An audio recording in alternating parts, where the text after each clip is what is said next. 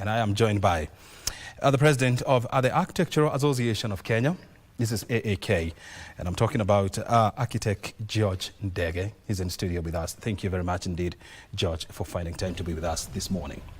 Thank you, Brian. Of course, next to George, we have quantity surveyor Mutinda Mutuku. He's the president of Institute of Quantity Surveyors of Kenya. He's also joining us this morning. Thank you very much indeed. Thank you. I am not a president, but I am O'Brien Kimani, and I am the host for this show this morning. Well, let's get straight to the issues. I want first of all to hear from QS. Give us an idea or a feel of the industry of quantity surveyors. How is it now? The industry is doing well, or rather the sector. I was here a couple of months ago. We gave the numbers of our quantity surveyors.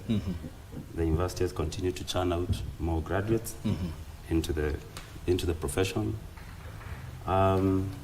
Yes, and there's an apparent boom. There's a lot of construction happening in this town and others, but that's, I guess we'll get to that at some point.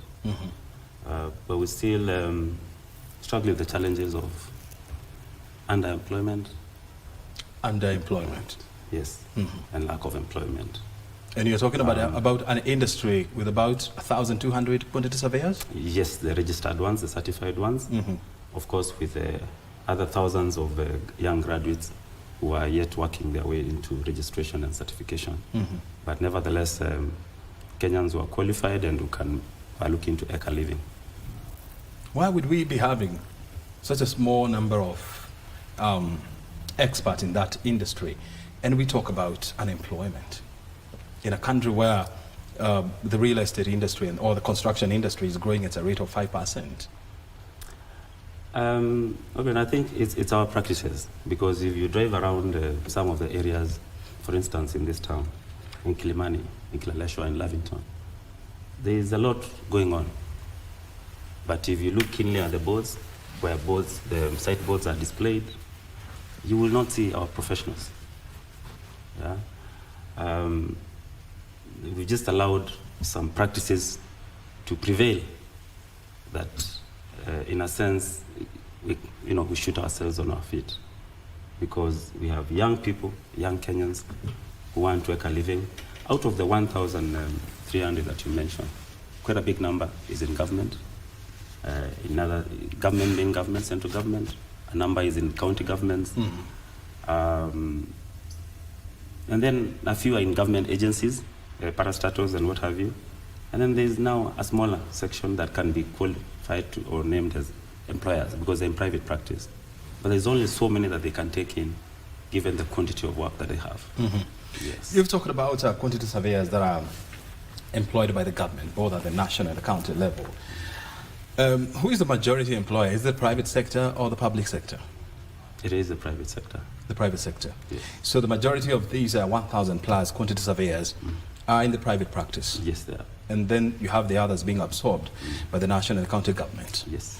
I'll come back to you and we find out where the challenge is. Let's now hear this from the president of AAK, Ndege. Architect, give us a feel of how the industry of architects is performing now.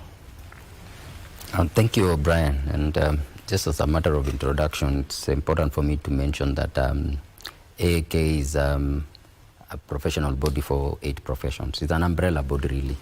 And I would also like to speak on behalf of generally my 8 professions, including 4 which are regulated and 4 who are not regulated. In some quarters they are called emerging, but they are not necessarily emerging, they're just not regulated or recognized by law. So generally, as you mentioned and as QS mentioned, that the sector is booming. There is a lot of construction. It's not just about the growth, but the amount of activity that we can see visually is a lot. And the figures of how people are engaged does not relate. And it's a skewed situation, because majority of developers, majority of investors in the industry are doing things unprofessionally. They are not following regulations. And as a part of what is considered, unfortunately, cost savings, which is not the real situation, is avoiding professional advice. So I would like to use this analogy. Just imagine a situation where majority of Kenyans, up to 80% of Kenyans, preferred to go to medicine men and witch doctors for Medicare as opposed to hospitals. That is the reality of our construction sector. And it is booming, that is no doubt. The only difference is how and under which condition is it growing. I think that's the question that we need to address and indeed find a way in which we can turn things around. Yeah. How many architects do we have who are registered by the boards of architects and quoted surveyors, BORACs? So the people who are currently registered or working under the name of architects are around that 2,000 number. But of course there is several others who are budding, both in school and graduates, and some who are not registered, possibly doing their own things. And then there are quite a number who are working with architects in terms of as assistant architects, maybe people who have gone through a diploma course. They can do up to some point of what an architect can do, but they're limited because they're not able to register with our board and they're not able to use the name architect, but they're working in the industry either as assistant to the architects or perhaps doing things on their own somewhere. Yeah. So you are talking about an industry where you have about 4,000 registered engineers in Kenya by the Engineers Board of Kenya. You have about 1,200 registered QSs by the BORACs and 2,000 architects registered by the Board of Registration of Architects and Quality Surveyors, that is BORACs. And so you're talking about 7,000 plus professionals in this industry. In a population of almost 60 million people, is this a good number? Actually, I'll say there's a few more. We have landscape architects as well, who are currently self-regulated through AAK because they are not recognized by government in terms of regulation, but we have them on board and we have our own examination. We also have interior designers, who are quite a number. We also have environmental design consultants, town planners. So there's a number. If you keep adding that number, there's quite a bit there. So it's likely to get to about 10,000. We can get maybe to more than that, maybe double that if you consider the other 8 professions, or construction project managers as well. Still, the question is that you have asked me is whether that's enough. I think you can only look at it from the perspective of the amount of work that is there. Building cities, the way we are doing in Kenya, requires a lot of professional input and a lot of future planning. Because when cities are coming up, when people are building the way they are building, it's very difficult for you to picture how the future will look like. And that's where professionals come in. Architects will visualize, town planners and landscape architects will visualize how the next neighborhood will look like. You will have the cost of getting there, budgeting being put together by quantity surveyors. And then eventually by the time it gets to the builders, you already have a visual and we are able to simulate how our future cities will look like. Now, if you don't have sufficient, because those steps take time from inception all the way to budgeting, to simulation, visualizations, and then implementation. And during the implementation stage, you also have regular inspections and follow through and different changes to suit the exact conditions. Now, is that happening? No, it's not. Why is that? Mostly you don't have capacity, because if you have one set of a consortia of professionals handling a project, you require them to start, and it can take up to a year or 2 before you actually go to the site. Now, if you don't have enough people handling all these projects, like Nairobi alone, I think receives about 300 applications monthly. If you look at the number of projects that we are required to take off and go to site, the numbers of the professionals do not relate. Now, the worst thing about all this is that even the few professionals who are engaged are not doing the work. So the majority of the work that's actually going on is outside the profession. So I would say, one, we need the current professionals engaged. QS has said there's no work. That's the irony. Even the few who are there are not being engaged. So first, we engage the ones who are there.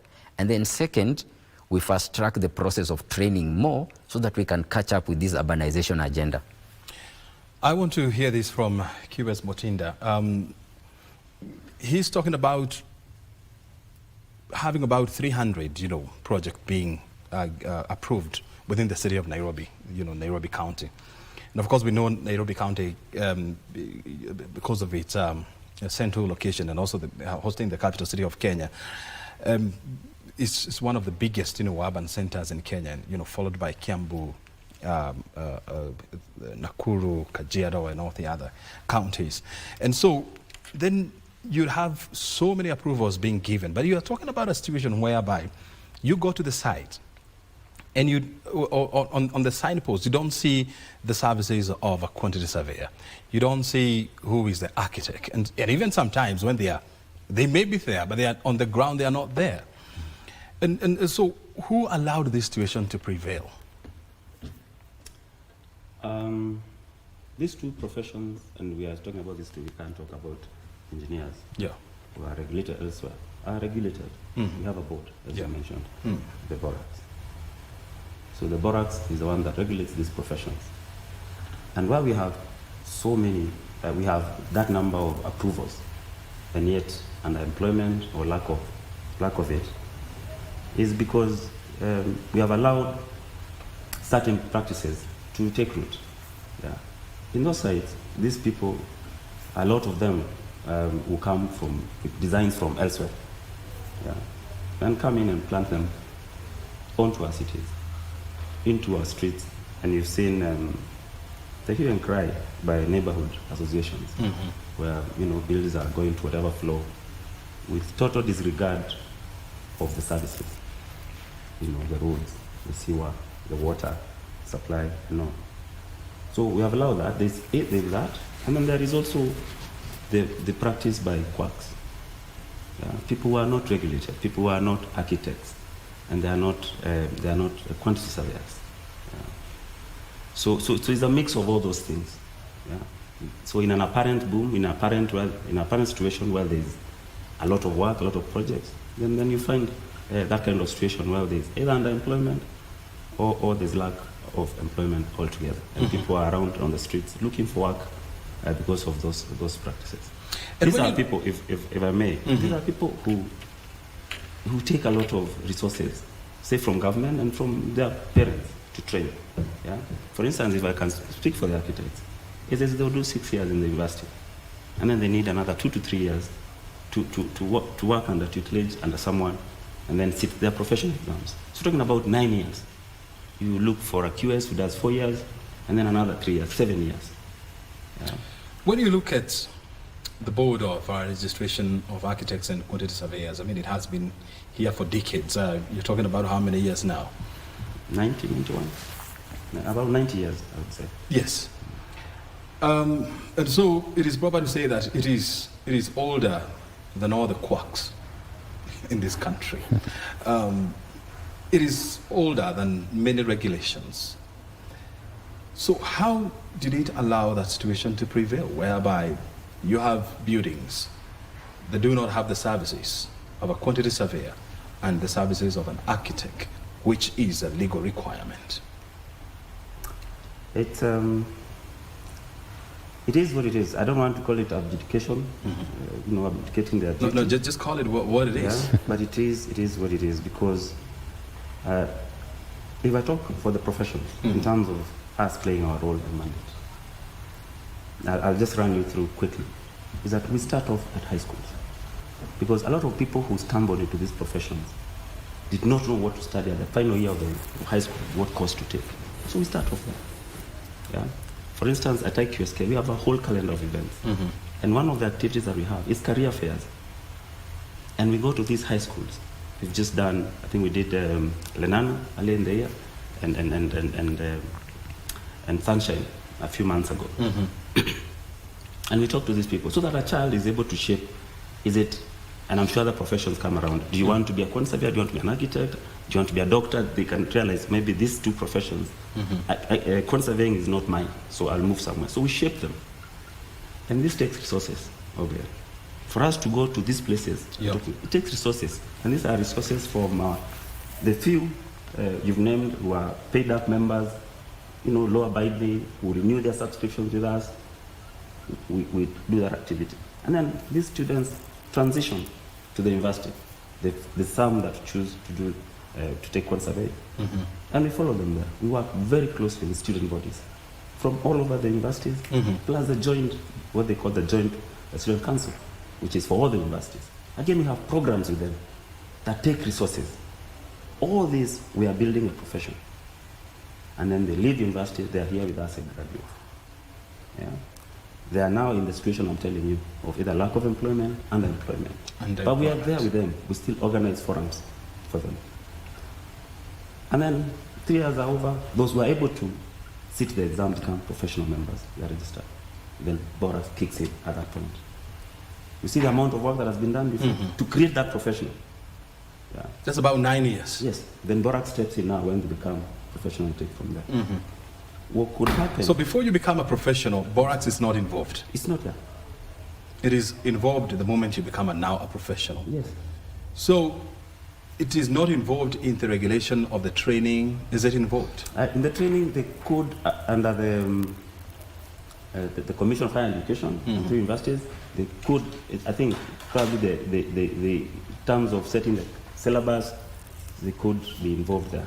But what I'm saying is the growth of the human professional from early age, from high school, all the way to the point where he's able to sit exams and get certified.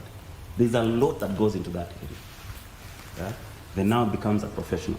So what we could ask is, can we then allow these people create an environment where we ring fence these professions, that these people who have spent so much time and so much resources are able to get gainfully employed, so that we don't have that porous situation where there is quacks, there is developers who get away with anything in terms of you can raise a whole building from ground up without professionals. I want to hear this from George, and he's raising, very critical issues here, where the Board of Registration of Architects and Quantity Surveyors, comes in, and from what he's explaining, it's like Borax comes at the tail end of this process. When you look at Borax and the way it is structured right now, do you think it has the muscle? Do you think it has the powers to eliminate quacks and bring order in this industry and ensure that for every building that is coming up, where the services of a quantity surveyor and an architect is needed, they ensure that that need is enforced? I would say the straight answer to you is no. They have no capacity. They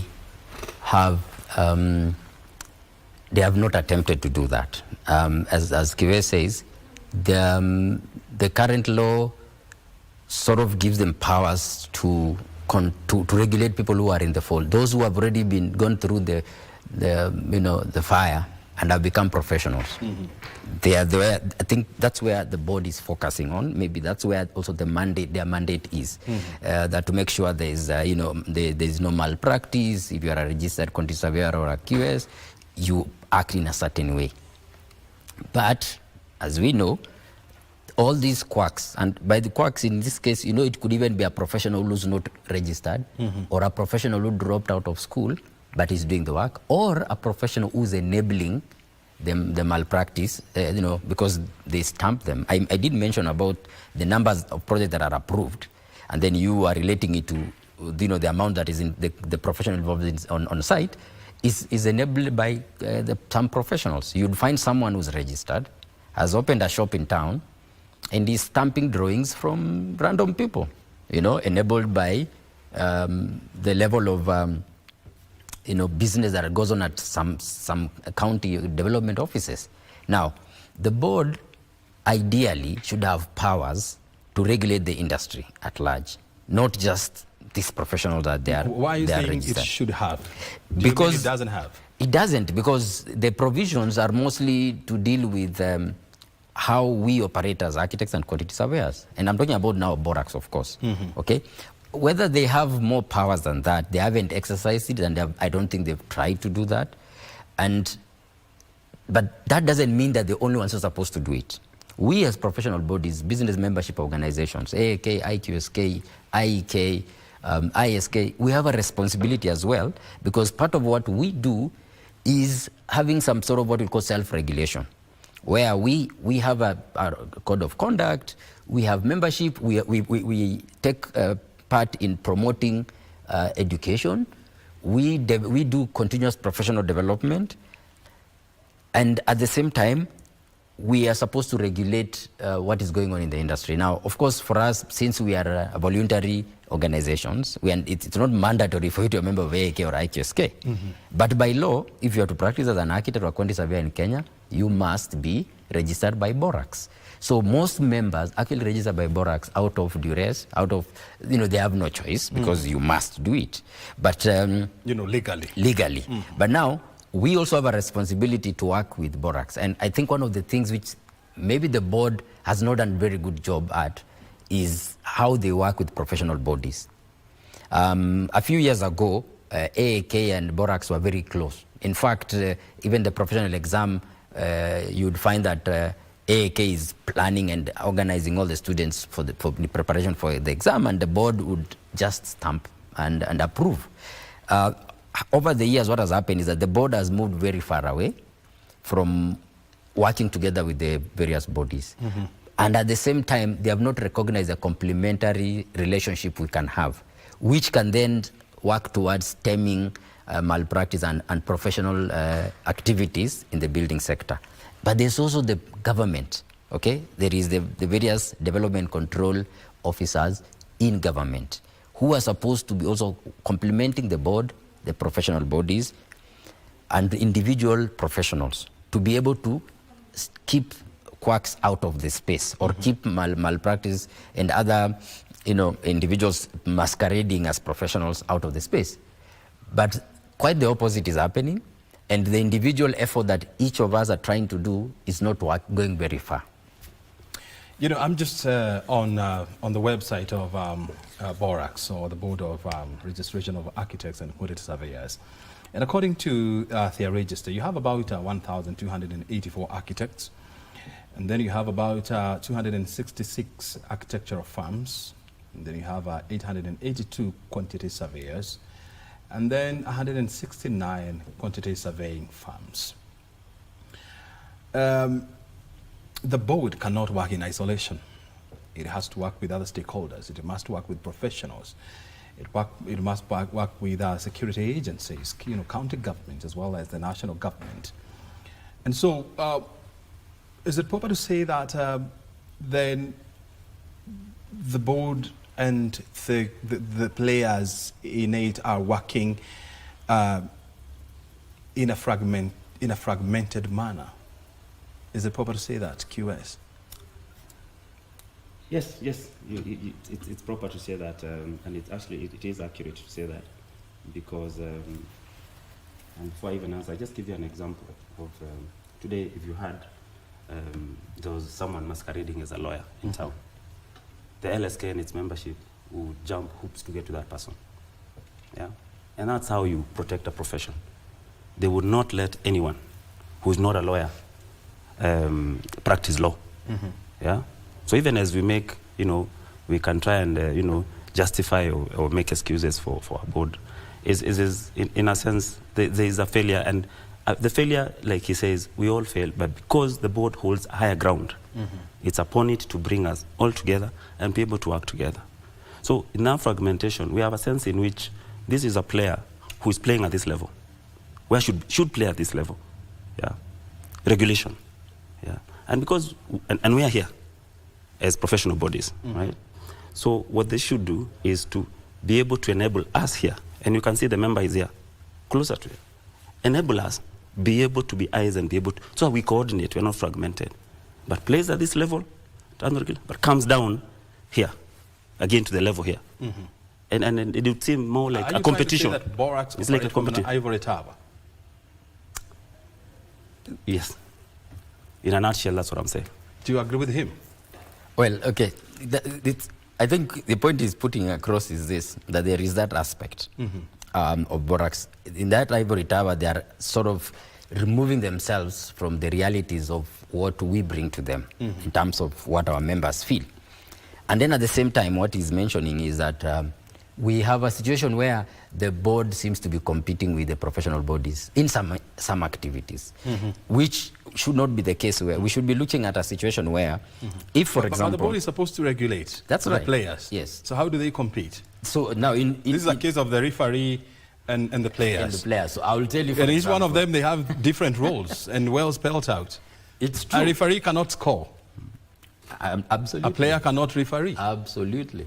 And I agree with you. But what happens when you have a situation whereby the board has, for example, a social event, that is a golf tournament, that is the same as what we as professional bodies are holding? What happens in a situation where the board is having the same sponsors on their events as ourselves? So when we go to our sponsor and say, oh, can you come and organize for us? They tell us, oh, we are, but this time around we are doing Borax. Okay? So what we are trying to say is this. The board has a higher hand. It has a bigger responsibility of regulation. And at that point at which it requires us to be able to cascade that down, they can work with us very well. But when we are at a situation whereby we are organizing an event that is the same activity that the board is doing, or doing, what members are expecting us to do, the board is doing. So what happens is that our members are actually choosing to do what is mandatory, and then thinking that they don't need the BMOs. Now, what happens is that... What are BMOs? The business membership organizations, like the professional bodies we have. So, for example, the issue of if a member, and I think we were just chatting with the QS earlier, the requirement by law is that a member has to be, for you to be registered as an architect or a quantity surveyor, you have to be a member of a professional body for you to qualify to sit for the professional exam. That is a requirement. At the point at which you get your papers and you're now called an architect or a quantity surveyor, that requirement is slackened.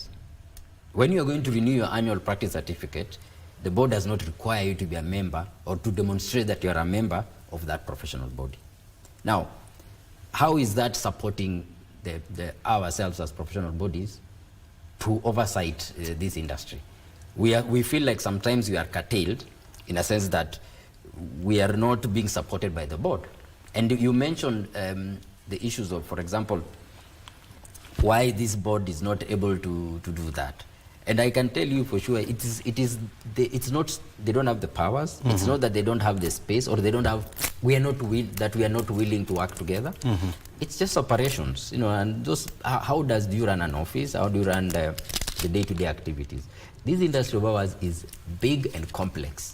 Even a simple project like a residential house, one residential house requires several professionals, several contractors, main contractor and subcontractors, several fundis to be able to deliver.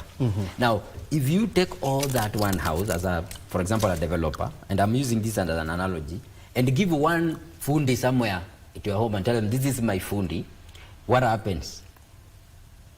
You are actually misusing your finances because you don't know how this one person will react.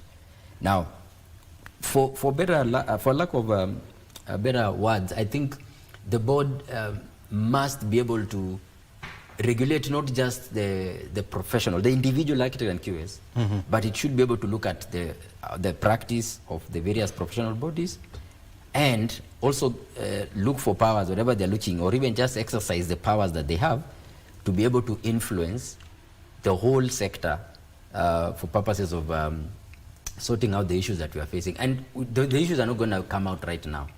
We are seeing the signs right now.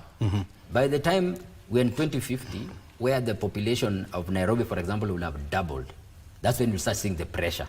I want to hear this from the two of you, because I know you know, there must be a convergence point where the players and the regulator, you know, converge and have a conversation, what I would call parrhesia, you know, a deep conversation on the issues facing the industry and how they can be improved. Do you have such a platform? And when you meet, do you raise these issues? And when you raise them, what happens next? Oberon, when you're the sidelines as a professional, you may have a fair idea of what goes on in that space. But the appreciation of it is when now you get, like, for instance, now when I got elected as president of KSK, is when you realize we are dealing in a situation where, yes, you're the regulator, I told you about the levels, but there's no consultation. Yeah. You're there, you engage, and there's no response. You try to engage the regulator. Yes, they don't respond. There's not even an acknowledgement. If you go to the offices, you will sit. You'll have perhaps a cup of tea, but that's it. You have chai and mandazi, yeah, and then you go home. But you see, that's not why we are in these roles. I am not in this role for myself. For myself, I am quite comfortable in my practice, and I would have stayed there. Yeah. But I'm here for a purpose.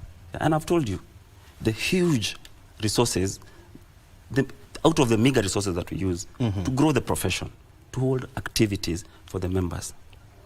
Then when the regulator comes down to that space where we source for these resources, and they're also in that space, in essence, what that is doing is chopping the professional body's feet. And then you ask yourself, you are government, you oversight us. Who oversights you? Because there's a total lack of accountability. Then who do you answer to?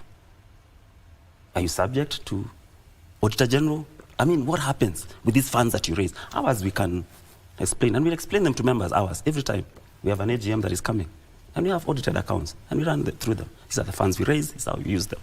So this space we are competing for these resources with you as a government agency. For you is to do what?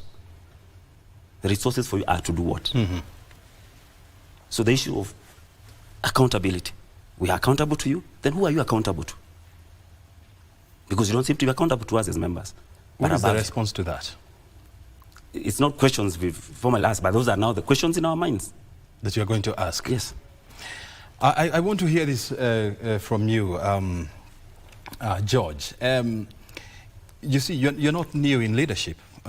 You are deputizing the former president of AAK, architect Florence Nyole. And now here you are for the next 2 years. I mean, you're going to be at the helm of AAK. The issues he's raising, do you know them? They are not new. I mean, we know. You know them. The difficult situation we are in is that we know the law, okay? And a lot of what I can say professionals are in such a rat race that our positions are voluntary, okay? We don't get paid to be in these positions. But at the same time, you have to make time, you know, to do your practice and do your business. So it's quite a sacrifice that we make. And we know the challenges firsthand. So the problem comes in sometimes when you start looking for resources and also manpower to be able to push for the change. And a lot of times when we talk about getting into a brick wall, especially when you know clearly what needs to be, and sometimes when what he says is that we put forward situation where we don't focus necessarily on advocacy for the sake of advocacy. We also focus on trying to give solutions. We come up with ideas, we come up with solutions, say, can we do this together? And most of the time you don't get very positive response. And so what happens when that situation arises? You try to find an alternative solution. No, unfortunately, as an architect, what I'm taught to do is to find options, solution for a certain circumstance. But bottom line is that this problem cannot be solved by even one body, even one individual starting there. And that's why I gave the example of a single construction project. That as a takeoff means that all agencies, including the National Construction Authority, the National Building inspectorate and the various county approval departments, they have a responsibility to each of them to be able to share data. One, okay, there should be no secret information. When we are talking about, for example, how does the board raise the resources, or where is it funded by government? We don't know. Okay, it's a government body. Oh, but that's very easy to know. I mean, you just need to go to the budget allocated to the Ministry of Housing, and then you see which department got what and which organization got what. Okay, but is it sufficient in their mandate they're supposed to execute? So that kind of situation, the level of information, I would even tell you right now, the board was trying to do, I think, a register of projects to be able to see who's working on what. But then there was a situation where the National Construction Authority blacklisted some consultants because they were having, one consultant was having hundreds of projects which are not practical. But they could not agree, and these are government agencies, on sharing that register and agreeing that we blacklist these people, all of us. Because the board said, it's not your responsibility. But it's not about who's supposed to be doing what. It's about what is the right thing to do, and then can we agree. So for me, I think the challenges are massive. The only difference is that somehow Kenyans have found ways of working around these challenges and be able to move forward and work around the law. And I think that in itself is a problem that if we don't solve as collectively, we will point fingers. And I can tell you right now, I'm trying to avoid pointing fingers to the board, but the reality is that the board has some very hard questions. And I can tell you right now, the current situation that is bubbling is been a lead up to this from a lot of I've heard that architects and quantity surveyors are complaining about the CPD and the fees charged on these, and you're saying it has gone up by 50%.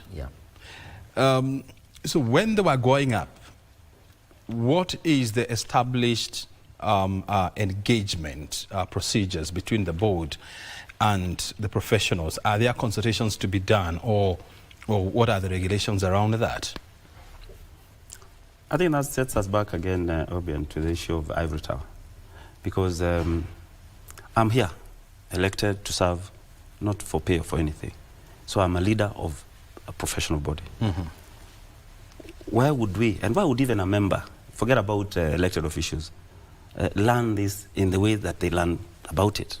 Is that we're living in a dispensation where if you're making changes that are substantial enough and affect people, you sort of engage them. You talk to them. At the very least, if you don't talk to them, then issue a circular. This new change, and where there has been an issue, and there's a bit of hue and cry, as George is saying, is you get a message, a text message, and in it there's a link for registration for a seminar. And then when you click on the link and you start registering your name, blah blah blah, halfway through, you realize the fee is up. And there was no prior. No, the fee just went. It's just been sort of sneaked in there. So it's what we are saying. This industry is complex, like he says. It needs all of us, to be able to work together. He didn't mention about other regulators who regulate other players, the contractors. And even those, they're not too removed from this thing, ourselves and the board. We need to work together, because for a project, it has both a contractor, a developer, and consultants. If you regulate the consultants, then you must talk to the other regulator who regulates the other player, the contractors and fundis and what have you. And you've seen, as how they're making efforts, buildings here marked X, red X is all over. An attempt to try and create order from that perspective, from their perspective. So what are we doing from our perspective, which is the consultant side? That's the question. I mean, you see, the BORAC is there to serve Kenyans. AAK is also there to serve Kenyans, because at the end of the day, you cannot operate in isolation. You need Kenyans because you are working on their project. The board needs AAK because they are regulating their members. And so how should the two or the three entities move together, the public, the professional organization, and the regulator, for the benefit of this nation? George. So essentially, the government, of course, has a bigger role of oversight. And as they are oversighting, they are looking at a situation whereby what other levels of regulation is provided for such that they complement what the government is trying to do. So the general public itself is more, what I would say, a little bit ignorant when it comes to a lot of information to do with construction and the whole sector. So we have that responsibility to educate the masses, okay? Because as professional bodies, we are not only targeting our members, we are also targeting the public. But then we are using the government regulations laws and bylaws to be able to advise the general public on how to operate. We are sort of in the middle, we are the linkage, okay? And the reason why the government is regulating us is so that we are fair to the public. And now the public needs to know that consultants and professional bodies are their friends, because our job is just to take that legal mumbo jumbo and bring it down and say, if you are required to do a setback of A, B, C, D, this is what it means on your project. Now, so the government in itself should be able to recognize all professional bodies. And I'm talking about all consultants. And then the consultants who are regulated and recognized by government are able to offer what we call quality service and get fair remuneration. We have issues of low pay. We also have issues of low commissions. So if a firm does not get fair share of its work, it does not employ, it cannot employ and pay fair payment. So if the government does not create an enabling environment for business to thrive, then it means that consultants are going either to do quackish behaviors, or they're going to be unfair to the general public.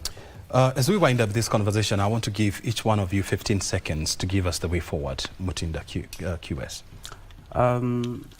The way forward is communication, is collaboration. Yeah.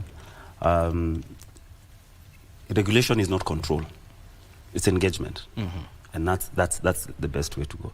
Very good. Yeah. Architect.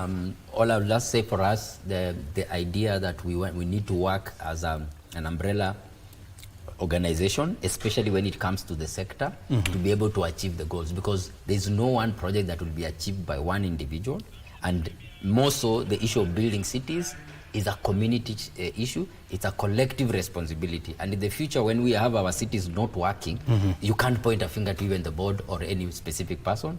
We will be collectively responsible. Very good. Thank you very much indeed for joining us, Mr. President, and of course for sharing with us those critical insights on the issues affecting the industry of architects and quantity surveyors. Your time is highly appreciated. Let's keep it engaging, and we hope for the best. Thank you. Very good indeed.